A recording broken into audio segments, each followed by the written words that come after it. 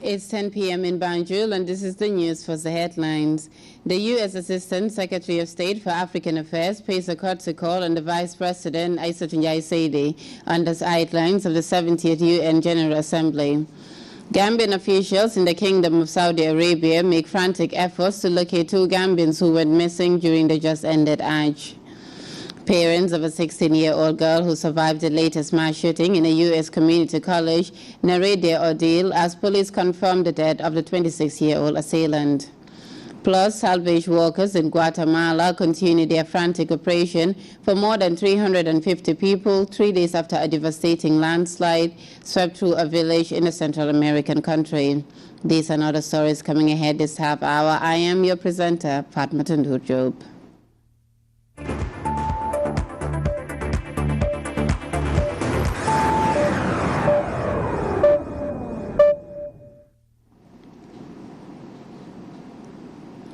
The U.S. Assistant Secretary of State for African Affairs has paid a courtesy call on the Vice President and Minister of Women's Affairs on the sidelines of the 70th UN General Assembly.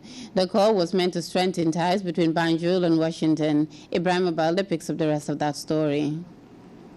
While in New York, the Gambian delegation led by Her Excellency Ajah Dr. Aissatou Njie Saidi and senior government officials divided their time at the United Nations and outside the corridors of the UN. Focused on the development and management of U.S. policy towards sub-Saharan Africa, Linda Thomas Greenfield paid a courtesy call on the Vice President. After her audience, she spoke to GRTS.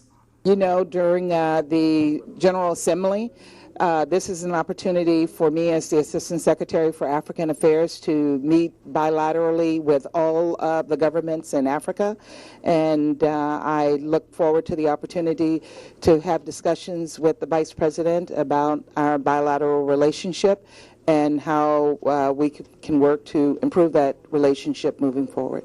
In a separate engagement, Gambia's Minister of Foreign Affairs Nene McDowell-Gueye and her counterpart from the Kingdom of Bahrain signed a memorandum of understanding to bolster cordial ties and cooperation between the 2 countries.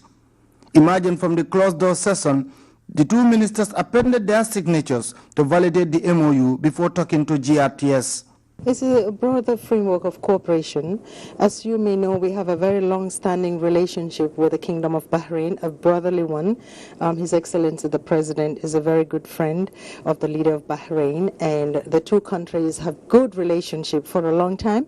So at a recent OIC conference, we had a meeting with representatives of the Ministry of Foreign Affairs, and we thought it'd be fitting for us to have a joint framework of action, a memorandum of understanding that would incorporate a lot of activities for our mutual benefits and for the development of both countries.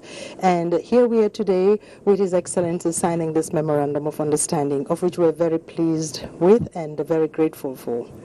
I would really repeat and believe in what my colleague, Her Excellency the Minister, said about how close is the brotherly relationship between the Gambia and Bahrain, and it's ever growing. It's always built on trust, built on brotherhood, built on friendship. And as you said, His Excellency the President and His Majesty the King are always cooperating in the international fora and are good friends. And we look forward to build on that spirit. And our meeting today was a very good meeting, covered a lot of points, be it bilateral or be it on the international affairs regarding your region and ours. And I am very optimistic that this relationship, this mechanism will only bring us forward, and I look forward to visit my colleague in the Gambia and receive her in Bahrain. Ibrahim Balde, GRTS News.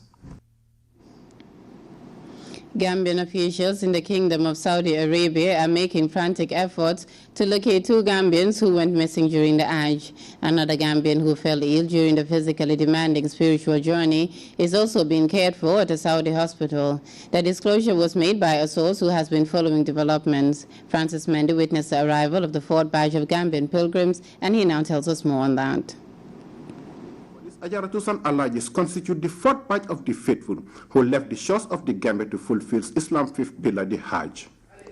It was, as usual, a huge undertaking, but like in previous years, officials are qualifying it as a major success and tying it to several critical factors like political will at the highest level, a hands-on approach on the part of the man steering the affairs of state, and team spirit. The first and foremost that we will thank His Excellency the President for his leadership role, for his direct supervision, his political, financial, mostly financial, at his own personal level, political, moral, and institutional support.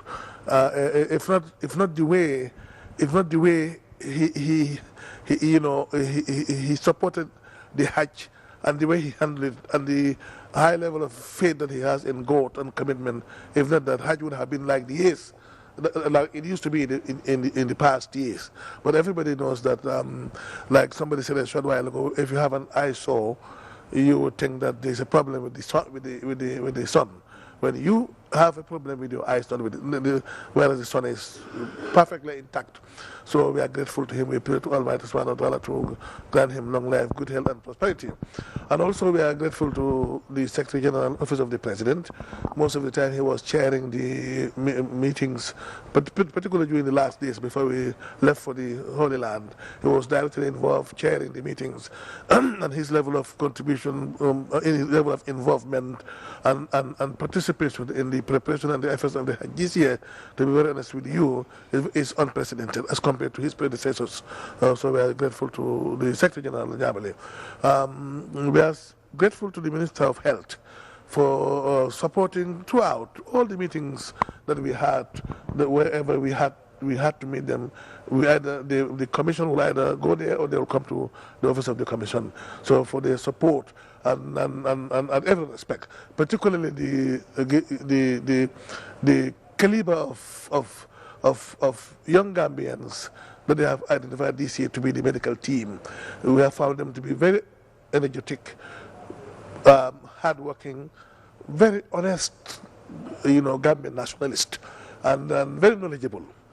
They have been wonderful this year, and they are all energetic, knowledgeable, and committed young Gambian persons.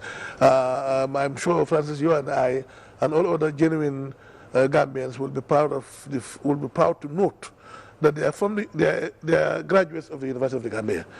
When news of the stampede on the day of Jamra, or the symbolic stoning of the devil, was received, many whose relatives were in the Holy Land at the time were unnerved. It, however, turned out that there were no Gambians among the hundreds who perished in the incident. Some, however, did sustain injuries and were accorded the necessary treatment. Only one who is hospitalized will be airlifted as soon as he is released by the hospital. And also I have to make this very clear to the family of the pilgrim who is hospitalized, that in Saudi Arabia you will have one of the best medical treatment, one of the best medical care to be provided. So there was nowhere on earth within this sub-region or even out where one could have received that good treatment. And they're so concerned with the welfare of the pilgrims, so that they will not release him unless and until she is completely cured. So then, as soon as that happens, she will come back. And like I said, for the two missing ones, we'll continue to search for them. But alhamdulillah, again, this has been another very, very successful Hajj. All of them are accounted for, and except two were missing, and out of the one that I counted for, one is in the hospital, and as soon as she is released by the doctors, she will be lifted home. The fourth flight should have arrived in the Gambia on Friday, but circumstances that are reportedly beyond the control of Gambian authorities are being blamed for the delay. This delay, this fourth and last flight also has been delayed for about 3 days. It was supposed to arrive on Friday, but I want to make it very clear that GIA, or the national carrier, has got nothing to do whatsoever with this delay. The delay was imposed on us. It is the company that we engage, flying us. This was the first time we're engaging them. They have somehow not necessarily tarnished our record, but the record that we used to have with GIA over the past 5-6 years, 3 days after the Hajj, all of it will be airlifted back in Banjul. Unfortunately, this time it has taken us 1 week, and all the flights happen to be delayed. Even the first one was delayed. It was supposed to arrive here on Sunday, but unfortunately it arrived on Monday morning, and the third and the fourth and the fifth. But again, it is very obvious. We have written and sign a joint declaration with the Saudi Arabian relevant authorities that this delay is entirely the responsibility of the flying nurse. The Hajj Commission, Gambia International Airlines, and other stakeholder institutions are therefore expected to, after doing a post-Hajj analysis, come up with measures capable of helping to surmount the hitch that led to the delay.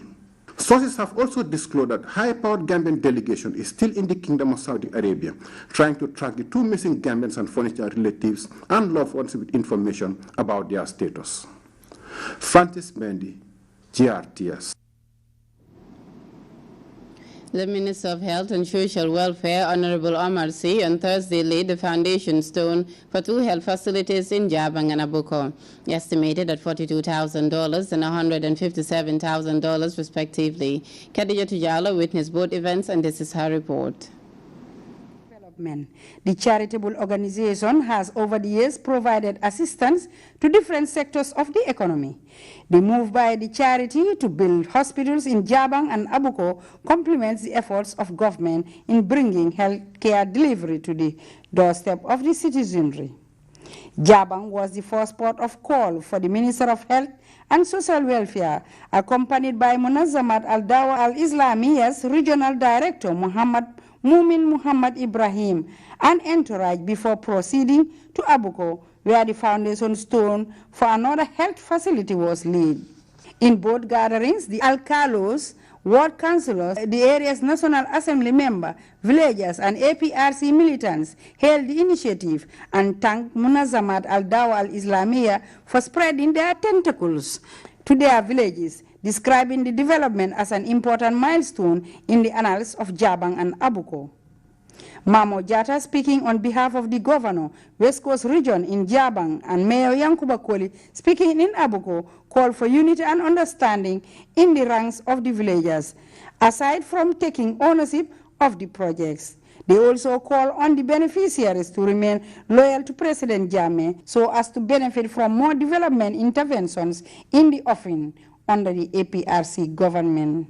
But Alhamdulillah, during the time of His Excellency the President from '94 to date, we have a primary school, we have a nursery school, we have an upper basic school, we have hospitals, we have markets, we have standpipes everywhere. So we are very appreciative, and we must also thank the people of Abuko, and we are grateful to the sponsors who are to build this health post here, Munazamat Al-Islamiya. We are grateful. We in Abuko, we in Serekunda East, and we in the Kanifi municipality are very appreciative of the efforts of His Excellency the President. The NGO's Regional Director Muhammad Ibrahim expressed delight to be associated with the events and the warm welcome accorded to him. He underscored the development aspirations of President Jammeh, reaffirming that his office is always ready to partner with government in improving the lot of the citizenry. Here in the Gambia, for this year, we have at least 55 mosques. Now we start in 7 mosques right now. The balance will be, inshallah, in the next few months. We have now 2 complexes. Now we have 3 health centers. This is one. Inshallah, with cooperation with the minister, we chose the 2 places, inshallah, for that. Also, we have schools. This is our duty as NGO to support the government effort to develop the country. Apart from building and equipping the hospitals, the charitable organization's boss also pledged to provide Jabang with 5 boreholes and a school plus a mosque in Abuko. The Minister of Health and Social Welfare expressed appreciation to partner with organizations like Munazamat Al-Dawa Al-Islamiya, maintaining that government cannot do it all alone. So we have good partners like Munazawa Al-Dawa Al-Islamiya, based on the sound proposals which my permanent secretary, the directors, champion at the ministry. This is what we sell out to people, and everybody is interested to buy into what the Gambia is advocating for. So Munazawa responded. They responded in the sense that after the discussion with the director, they ensure they mobilize the resources, and then we agree on the plan. They got the contract to sign, and this is what we are inaugurating. So that it's going to be start to finish. With these twin developments just taking off the ground, residents of both Abuko and Jabang are now on the verge of joining the numerous communities enjoying healthcare delivery without having to move to long distances. Khadijatu Jallow, GRTS News. Members of the Sports Journalists Association of the Gambia Saturday elected a new president to steer the affairs of the body. This development, as Rohi Bitey reports, came as the country's sports journalists held their annual general meeting to gauge the body's progress. By their new constitution, members of the Sport Journalists Association of the Gambia held their annual general meeting to gauge the progress registered by the body in the past 1 year.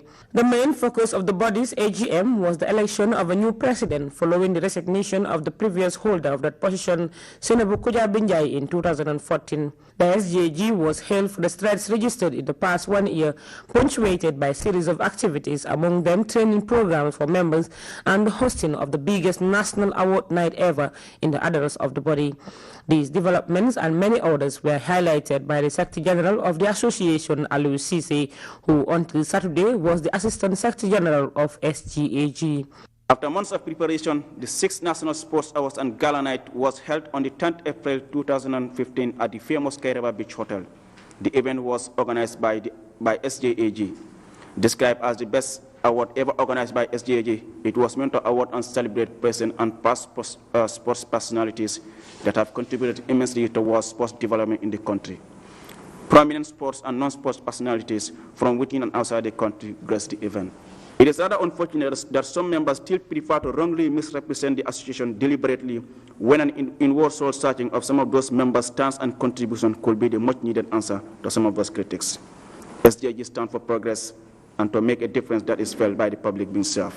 Under the dynamic leadership of Musa Cissé, since he became acting president, we are very happy about the organization.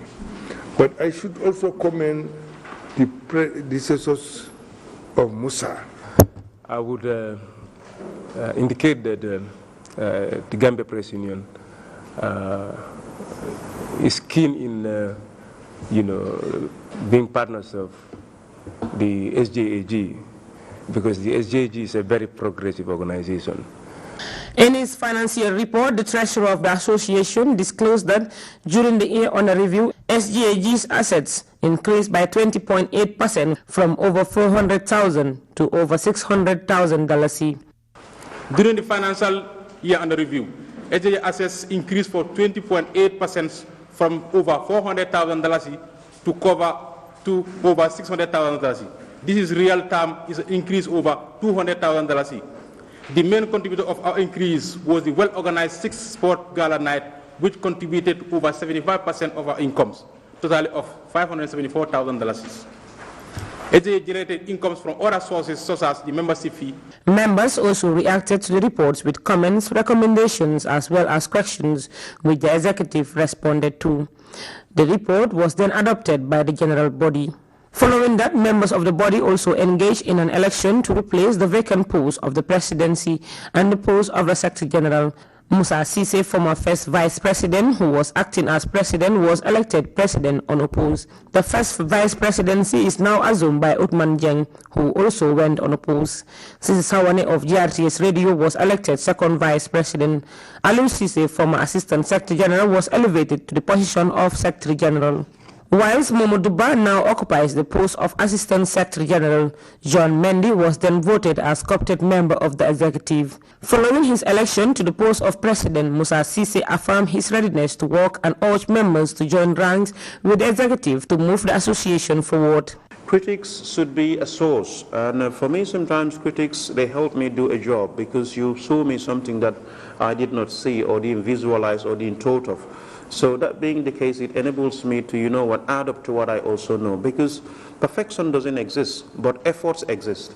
The annual general meeting was also attended by the President and Secretary General of the SGAG Senegalese counterparts, Association Nationale de Presse Sportive Senegalese, ANPS. Mamadou Koumé, a renowned sport journalist and also a professor at the Anta Diop University, along with the Secretary General Omar Jara, were in the country to strengthen ties between SGAG and ANPS. In their statements, they pledged to support the SJAG and applauded the association for its firm stance on the promotion of sport journalism. Rohibite, GRTS. We will be back with news from outside the Gambia after this break. Stay tuned.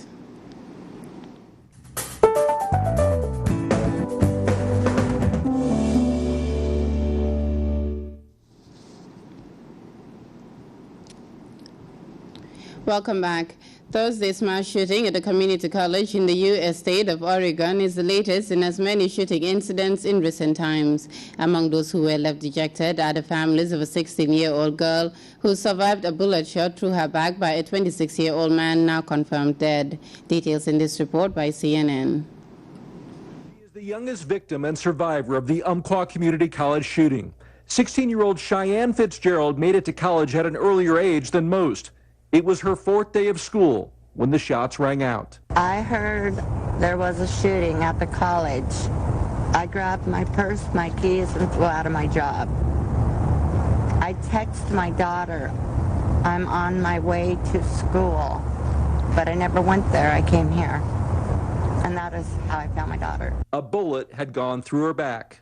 She is currently in the ICU. She lost a kidney due to her gunshot wound. Dispatch as many ambulances as possible to this incident. We have upwards of 20 victims. Cheyenne is having a hard time reliving the terror, but told her family the gunman had singled out one particular classmate, giving him an envelope along with a verbal message.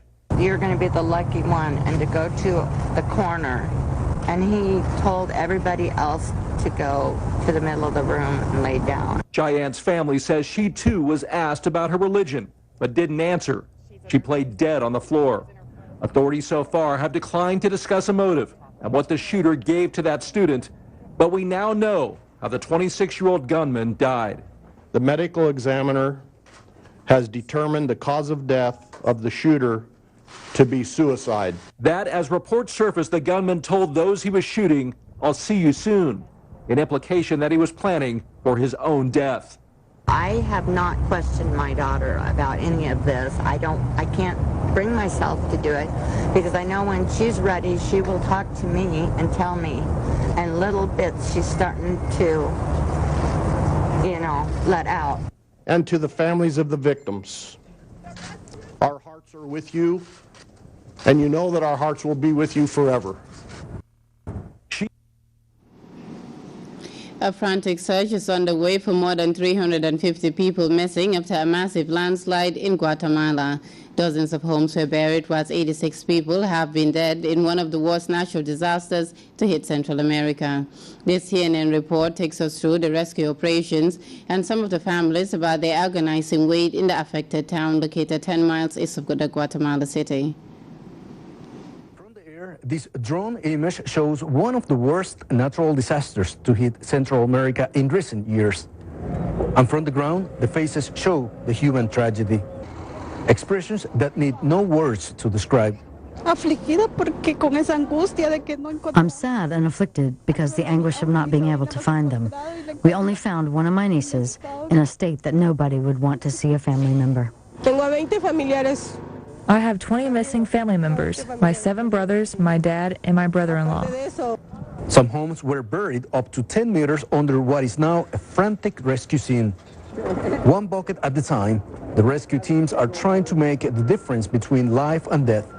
The landslide covered much of the town of El Cambray, located about 10 miles east of Guatemala City. Hundreds of rescuers and volunteers are working against the clock to look for survivors and victims. In this makeshift camp, families are waiting day and night for news about their loved ones. Some are receiving psychological assistance. We have coordinated efficiently with the Red Cross and the public ministry prior to letting the family members identify victims. We are helping them with therapy. As time goes by, more bad news. The hope fades and the number of victims increase. We are looking for my cousin and her daughter. We found the 2-month-old twins, and now we are looking for their mother and sister. In December of 2014, authorities warned the community to move to a safer area due to instability on the ground. some small landslides and problems with the river. This combination, along with recent rain, play a role in the tragedy. Nelson Quiñones, CNN, Atlanta. We have the sports news for you when we come back. Stay tuned.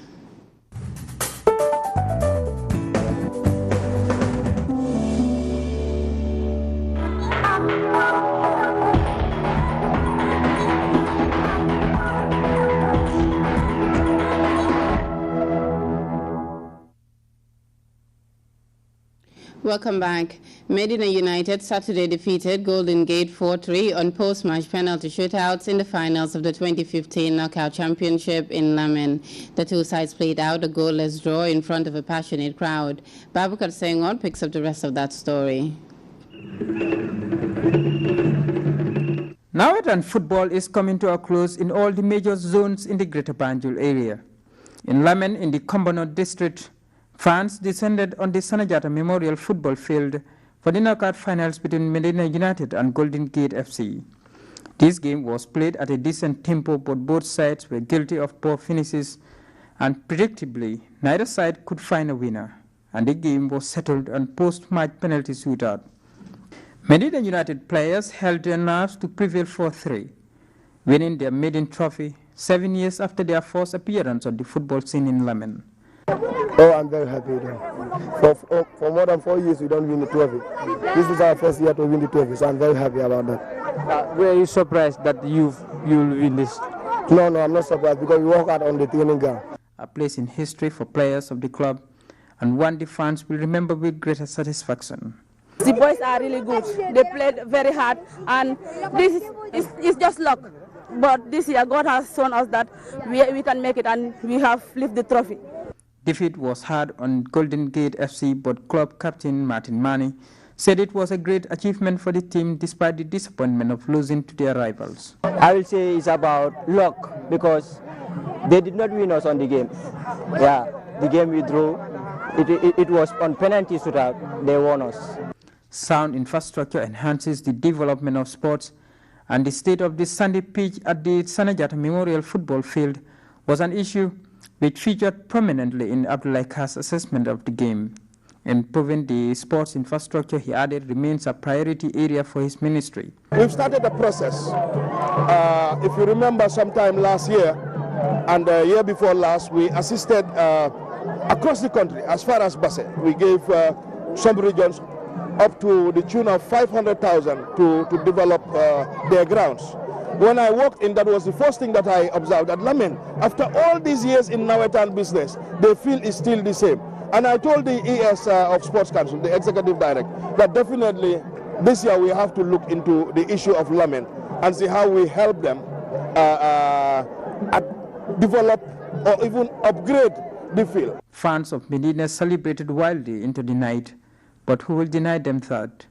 7 years of heartache is replaced by a moment of celebration and a historic trophy.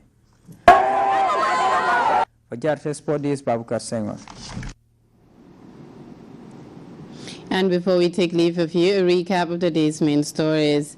The U.S. Assistant Secretary of State for African Affairs has paid a courtesy call on the Vice President Jai Saidi on the sidelines of the 70th UN General Assembly. Gambian officials in the Kingdom of Saudi Arabia are making frantic efforts to locate 2 Gambians who went missing during the just-ended Hajj. Parents of a 16-year-old girl who survived the latest mass shooting in a U.S. community college have been narrating their ordeal as police confirmed the death of the 26-year-old assailant. Plus, salvage workers in Guatemala are continuing their search operations for more than 350 people. 3 days after a devastating landslide swept through a village in the Central American country. That was all in this edition of the news. Thanks for the pleasure of your company. Do stay with us. I was your presenter, FATOUMATA. From everyone on the news team, have a pleasant evening.